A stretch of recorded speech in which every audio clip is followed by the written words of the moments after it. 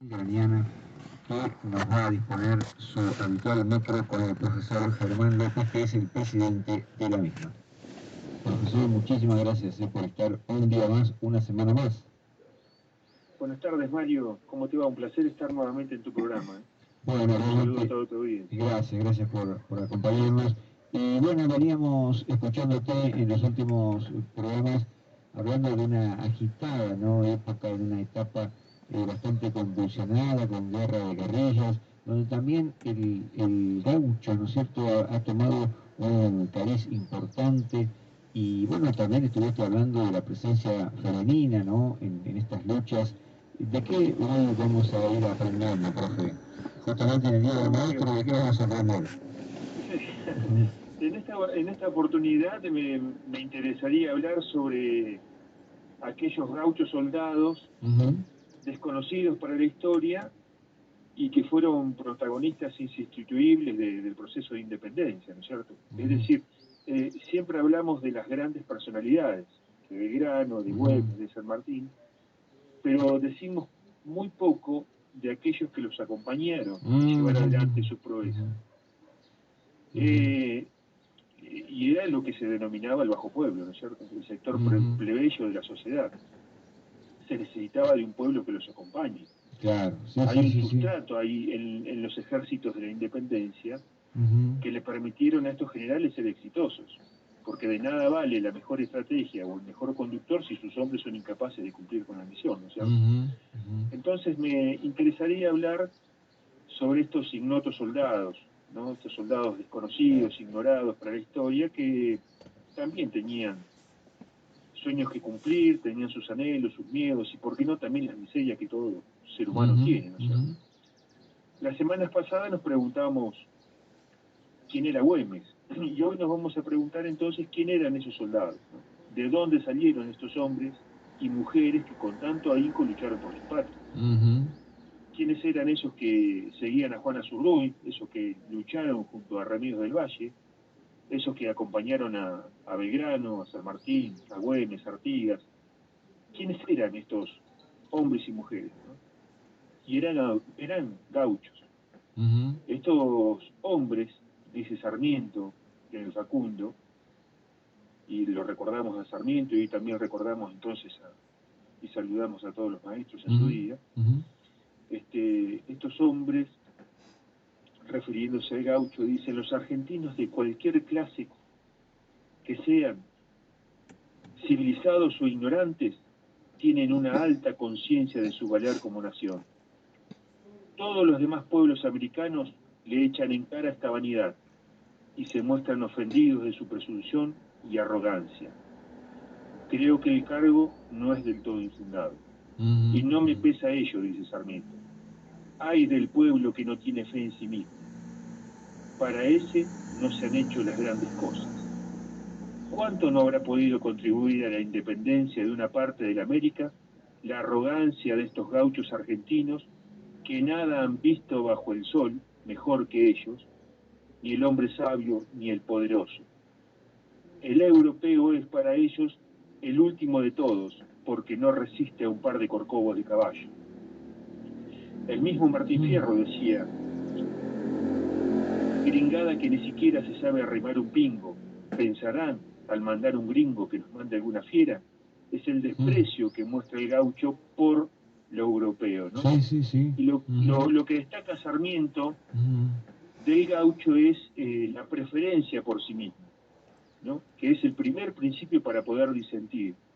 El maestro Alberto Buela, en su teoría del disenso, dice que disentir no es oponerse por oponerse, sino que disentir es, sobre todo, pretender otro sentido al que actualmente poseen las cosas, y también las acciones de los hombres. Y el disenso exige un proyecto distinto al vigente, Claro, bueno, que sí. generalmente es el consenso que proponen los poderosos, ¿no es cierto? En este caso, el proyecto distinto era una mayor autonomía de España, que luego se trastocó en independencia.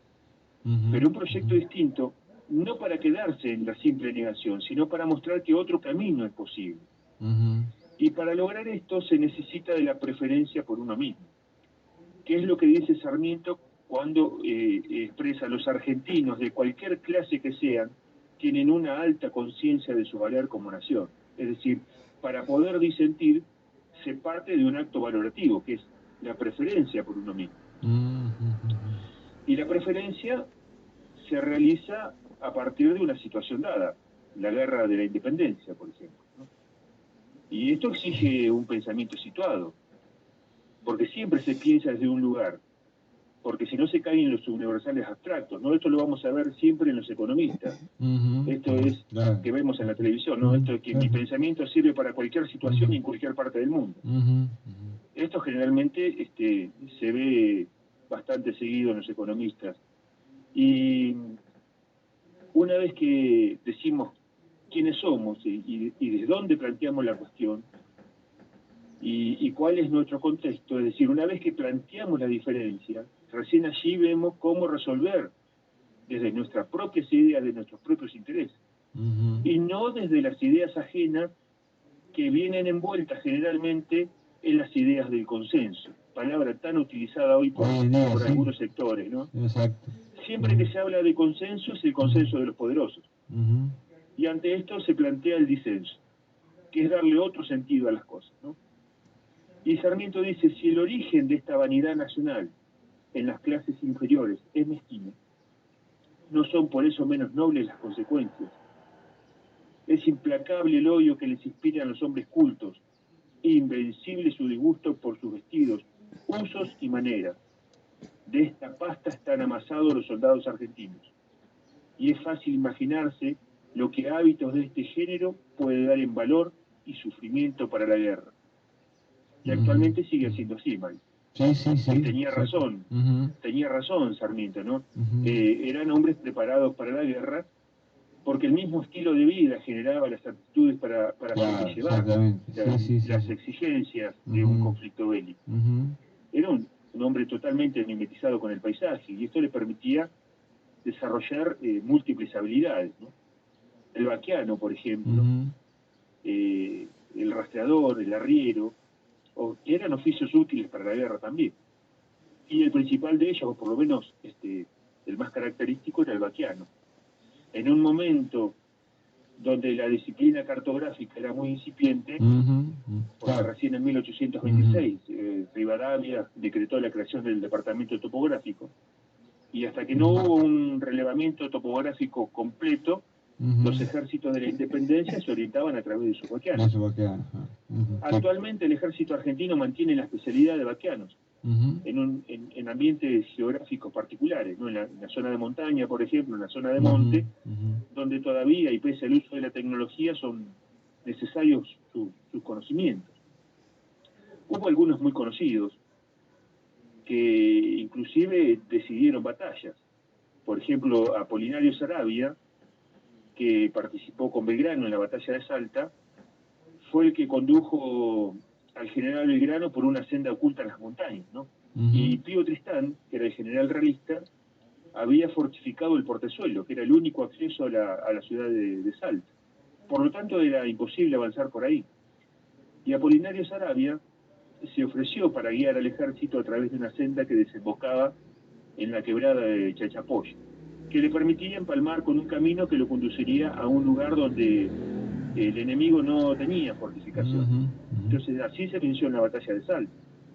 Otro vaquiano conocido fue Justo Stay, que estaba con San Martín. San Martín lo consideraba el más fiel y el más inteligente de sus exploradores. Y es el que le permite a San Martín tomar nada más ni nada menos que la resolución de atacar el día 12 de febrero, 2 días antes de lo planificado en la batalla de Chacabuco. Y esto lo puede hacer porque Justo Stay se encontraba en la ciudad de Santiago, haciéndose pasar como arreador de ganado, ¿no? Como arriero. Y ahí pudo observar que las tropas realistas abandonaban la ciudad para desplazarse y reunirse en los campos de Chacabuco.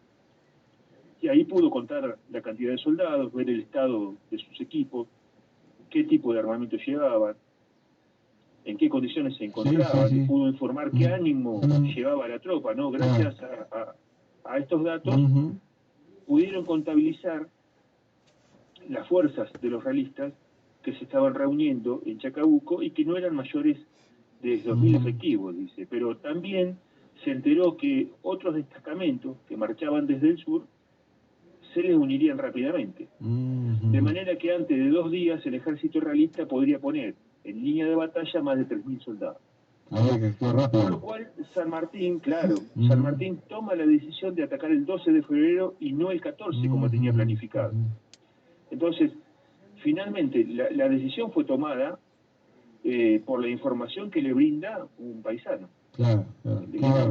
Sí, es muy interesante porque y es gráfica la descripción que hace Sarmiento del Baquiano, ¿no? Y esto lo voy a citar porque es muy interesante. Dice: el Baquiano es un gaucho grave y reservado, que conoce palmo a palmo 20.000 leguas cuadradas de llanura, bosques y montañas. Es el topógrafo más completo. Es el único mapa que lleva un general para dirigir los movimientos de su campaña. El Baquiano va siempre a su lado, modesto y reservado como una tapia. Está en todos los secretos de la campaña. La suerte del ejército, el éxito de una batalla, la conquista de una provincia, todo depende de él. El Baquiano es casi siempre fiel a su deber, pero no siempre el general tiene en él plena confianza. Imaginemos la posición de un jefe, dice Sarmiento, condenado a llevar un traidor a su lado y a pedirle los conocimientos indispensables para triunfar. Un Baquiano encuentra una sendita que hace cruz con el camino que lleva. Él sabe a qué aguada remota conduce. Y esto sucede en un espacio de 20.000 leguas. Él las conoce a todas, sabe de dónde viene y a dónde va. Él sabe el vado oculto que tiene un río, más arriba o más abajo del paso ordinario, y esto en 100 ríos o arroyos. Él conoce en las ciénagas extensas un sendero por donde pueden atravesar sin inconvenientes, y esto en 100 ciénagas distintas. En lo más oscuro de la noche, en medio de los bosques, o en las llanuras sin límites, perdidos sus compañeros, extraviados, da una vuelta en círculo alrededor de ellos. Observa los árboles, si no los hay, se desmonta, se inclina a tierra, examina algunos matorrales y se orienta a la altura en la que se halla. Monta enseguida y les dice, para asegurarlos: estamos en dereceras de tal lugar, a tantas leguas de las habitaciones. El camino ha de ir al sur. Y se dirige hacia el rumbo que señala, tranquilo, sin prisa de encontrarlo y sin responder. El Baquiano anuncia también la proximidad del enemigo, esto es, 10 leguas, y el rumbo por donde se acerca, por medio del movimiento de los avestruces, de los gamos y los guanacos que huyen en cierta dirección. Cuando se aproxima, observa los polvos y por su espesor cuenta la fuerza. Son 2.000 hombres, dice, 500, 600. Qué conocimiento. Y el jefe obra bajo este dato que casi siempre es infalible. Y dice Sarmiento: si los cóndores y cuervos revolotean en un círculo del cielo, él sabrá decir si hay gente escondida, o es un campamento recién abandonado, o un simple animal muerto. El Baquiano conoce la distancia que hay de un lugar a otro, los días y las horas necesarias para llegar a él, y además una senda extraviada e ignorada por donde se puede llegar de sorpresa y en la mitad del tiempo. Así es que las partidas de Montonera emprenden sorpresas sobre pueblos que están a 50 leguas de distancia, que casi siempre las aciertan. Qué bárbaro. Bueno, esto es una ciencia conocida por el gaucho, y como decía Martín Fierro, aquí verían su inocencia esos que todos lo saben, porque esto tiene otra llave y el gaucho tiene su esencia, dice Martín Fierro. El famoso Baquiano que también coloca la oreja dorada en el suelo y persigue ruidos y cantidad de gente cercana, ¿no? Claro. Y está el Baquiano, está el rastreador, todos los oficios de la época, ¿no? Todos los oficios de la época. Sí. Bueno, Mario, con esto queremos mostrar una particularidad más de aquellos que hicieron la guerra de la independencia, ¿no? Y nos dan una idea de con quiénes tenían que confrontar los realistas. Claro, exactamente. Y nos muestra también por qué fuimos capaces de vencer, ¿no? Porque así es nuestro pueblo, y Sarmiento lo describe muy bien. Y como decía Borges se pregunta: ¿cuál es la tradición argentina?